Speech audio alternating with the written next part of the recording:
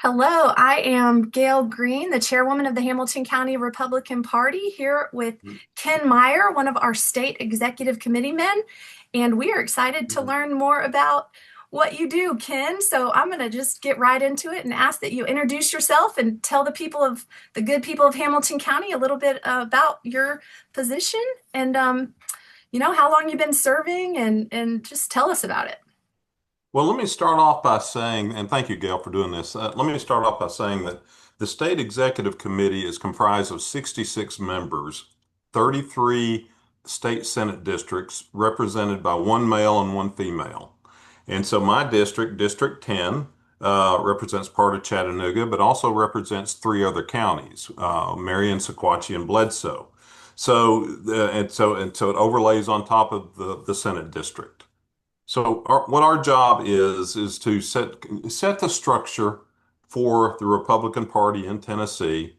We operate the state party operates basically by charter from the Republican National Committee, and we set all the guidelines and rules for how a person can be on a ballot as a Republican, essentially.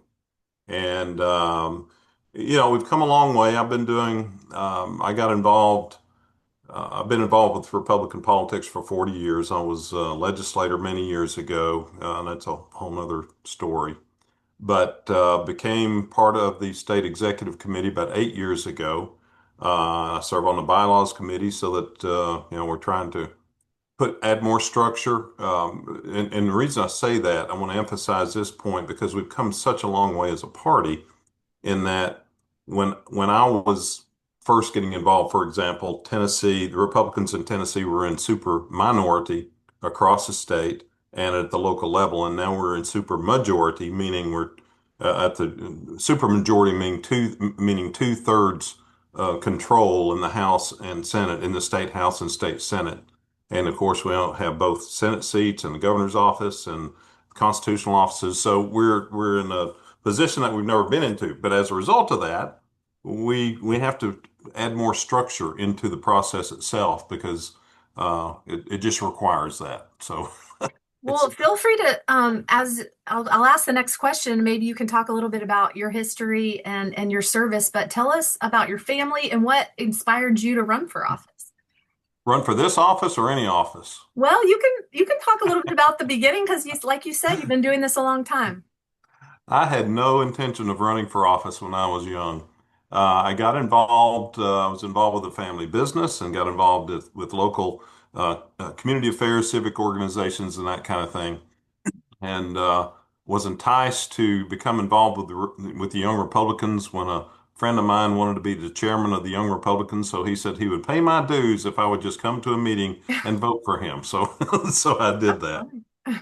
So in the following year, I then became chairman and got more involved. We built the Young Republicans at that point up to about 180 members, and so we just got very much involved. At that same time, the local party in Hamilton County and across the state were getting more organized, but we still were in minority status. So 1990 rolls around. I was asked by the state party at that time if I would run against a fellow by the name of Paul Starnes. He was local representative. He was chairman of the what was then called the General Welfare Committee, the most powerful committee in the state house at the time. He was a long-term incumbent, and I wanted to prove, frankly, that term limits has always been talked about. I wanted to prove that term limits was not the answer. I wanted to prove that the system worked. And that was the primary driver of why I decided to do this because I knew it could be done.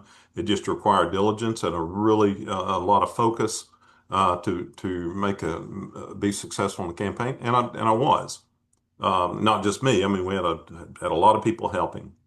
So that because of the fact that I wasn't driven to run for office. I was very vocal in my freshman year.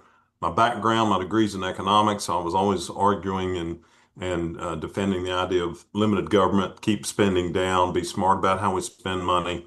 The Democrats controlled everything at that time across the state and the state house. So I was rewarded 2 years later with when redistricting came around by being placed in a district with a fellow Republican in 1992 of 24 years. And I ended up running against him and winning that race as well.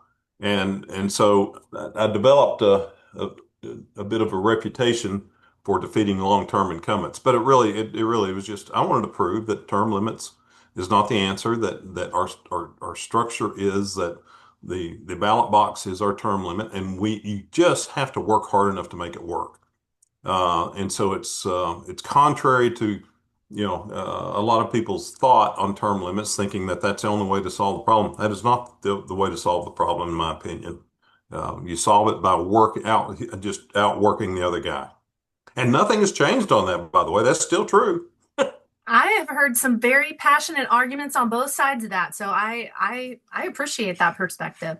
So your position is very different actually, because the next question is tell us about how many people you represent and the essential duties of your office. So I think that number is going to be pretty large for you, how many people you're representing. Well, yeah, because I'm elected in the Republican during the Republican primary of August every 4 years.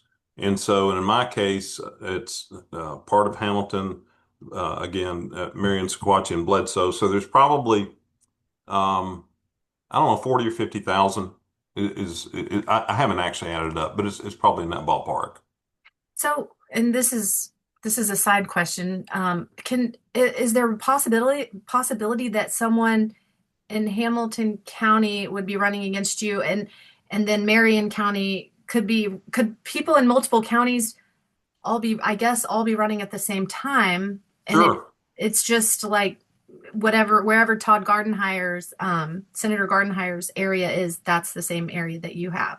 Kind exactly. of, it works exactly the same way. Okay. Exactly. I know. I feel like the SEC. It seems confusing, but if you just equate it to the same as a Senate. Yeah, exactly. It overlays the state Senate. That's how it's Okay. built, and so Okay. it's very simple from that standpoint. Okay. Got it. And as far as the essential duties go, I know everyone has different assignments, but can you talk a little bit about that?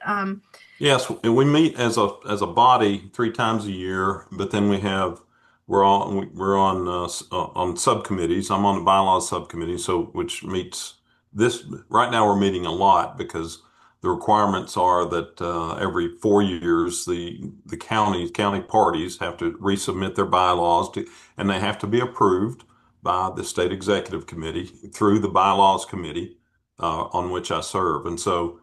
When I spoke earlier about adding structure, years ago, it wasn't all that important. It wasn't nearly as important to have the structure in place because we were in minority status and we didn't, we were begging people to be involved in the Republican Party. Now we're the majority, and so we have to have structure and we have to make sure that everyone is treated fairly and make sure that everything across the board across the state pretty much operates in congruency. Not completely. I mean, as you know, you have some flexibility in what in your local bylaws and what you can add and take away, but there are some core things that you cannot change. And so we've got to go through 95 counties, 95 county parties, and they will submit their bylaws, and we have to, okay, does it meet all of our criteria? And then what they are asking for, does it make sense, and would it actually work? And then so it's just it's a process going through all of that. And so you are each SEC member is only on one committee. Is that correct, or can it vary? Yes, for the most part, yeah. But Now, that's a good question. There may be some that serve on. I don't know the definitive answer to that. okay. Do you happen to know what all the potential committees are? I'm Oh, sorry, I'm goodness, throwing goodness. questions at you that I should have Yeah, I mean, in advance. we've got a political committee, we've got a finance committee, we've got bylaws committee. Uh, Okay. Yeah, I didn't. I should No, have. no, that's a Okay. good start. So Yeah. they can people if they were interested could probably go to our state Oh GOP yeah. website and see all of the different committees if they want Yes. to know. Okay. Yes. Yes. Awesome. Perfect. Okay, well, can you tell us the next question is going to be different for you as well, but a typical work week for you. I know you have another full-time job, but what would you say, how much time do you devote weekly to your position? What does that Well, look this time of year, because we're going through all the bylaws, we're meeting as a committee a couple times a month for a couple hours each. And like? so, and then in between that, we've got to spend time reading those bylaws submissions and kind of wrap our thoughts around what we